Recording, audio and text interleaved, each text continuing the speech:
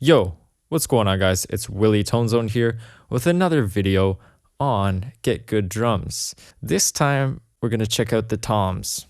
Please make sure to subscribe, and I will give you more videos like these. So the first thing we're going to look at is the rack toms. Now, the approach I like to take for rack toms is that I put them in a group and I call them rack. So let's do that right now. So from RT1 to RT3, I'm going to group those together. Perfect. So we have our group called rack, and we're going to process them all together. After we process the rack toms, we will move on to the floor toms. So the first thing I'm going to do with the rack toms is EQ them. So let's throw an EQ on. Now, what are you looking for when you're processing toms? When it comes to cutting, you should be looking in the 400 to 600 range, because in that range, you're going to find some boxiness that just muddies up your mix. So we're going to start there.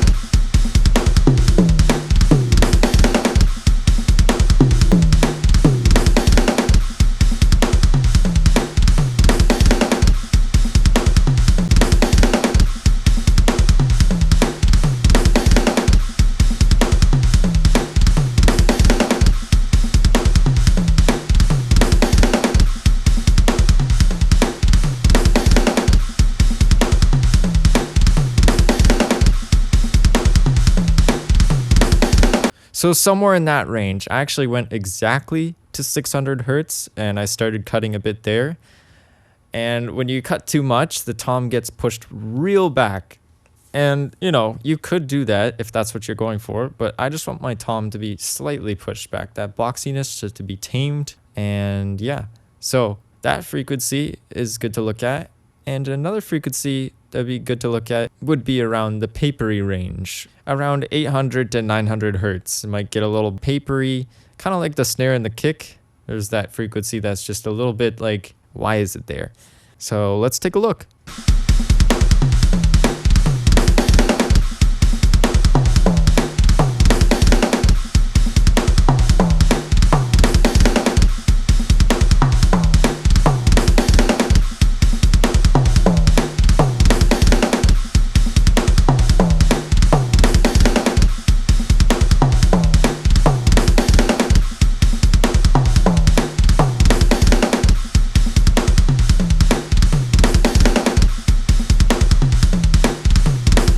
So very subtle with these moves. It seems with this tom or these toms, the frequency range that's really ringing out is 600 to 800, and some of that needs to be cut. It's just too basketball-y type of thing. It just doesn't sound very good. So another thing is to high pass a little bit, just because you don't need those real sub frequencies.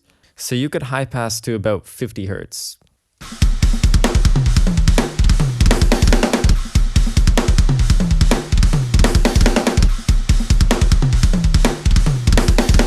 You can kind of hear the difference so far. Now we're going to move on to boosting. So I'm going to pull up a secondary EQ for that.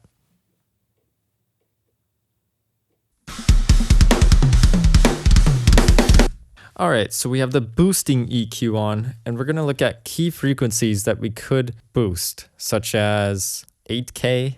Another frequency would be where you find that the hit of the tom, like the stick hitting the tom, which is around, we'll find out. Also boosting some low end into the tom is great too, to kind of almost match that energy with the kick. So let's have a look.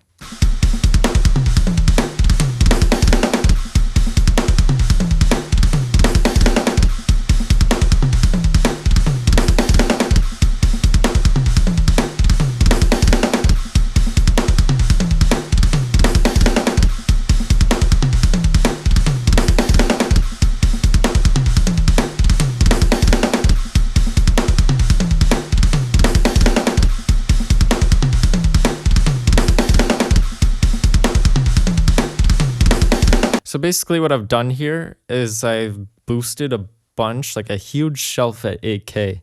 And then I low pass to 5K. So it's like, it's not taking too much high end, like taking up too much room of the high end, but we're also boosting the clarity of the tom a lot. So that helps stick out a little more. Okay, so that's a great frequency to boost. So now we could check out like a high middle frequency.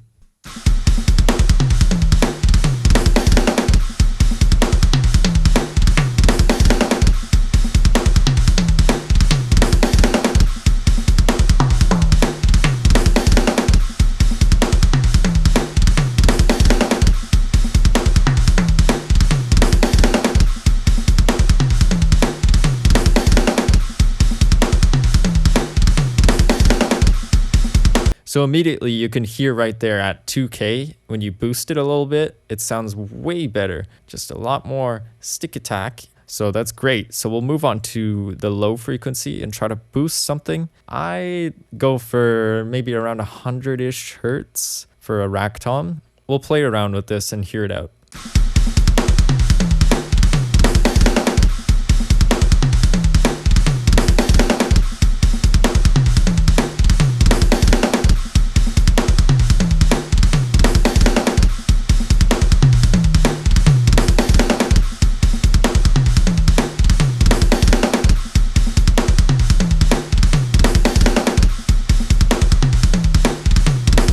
Something like around there, 100 hertz, just doing a bit of a boost, like 3 or 4 dB is pretty good for this rack tom. So that kind of helps the energy of the tom a lot. Now we're going to move on to a little bit of compression.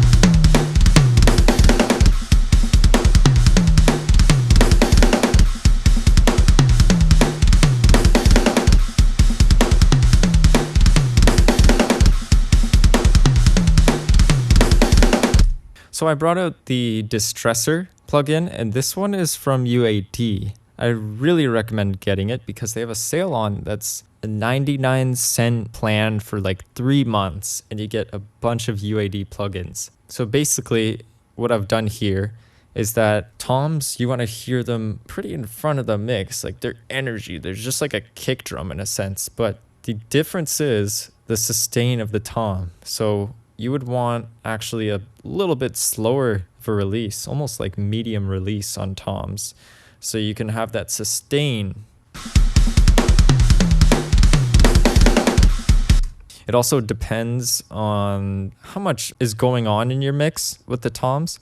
If there's a lot going on, then you probably want these toms to be pretty quick and snappy, like if it's like death metal or something. But if it's like a hard rock type of thing, then I suggest like adding a little more release so you can have that energy kind of sustain out. So yeah, that's my approach to the rack toms, and I will see you with the floor toms.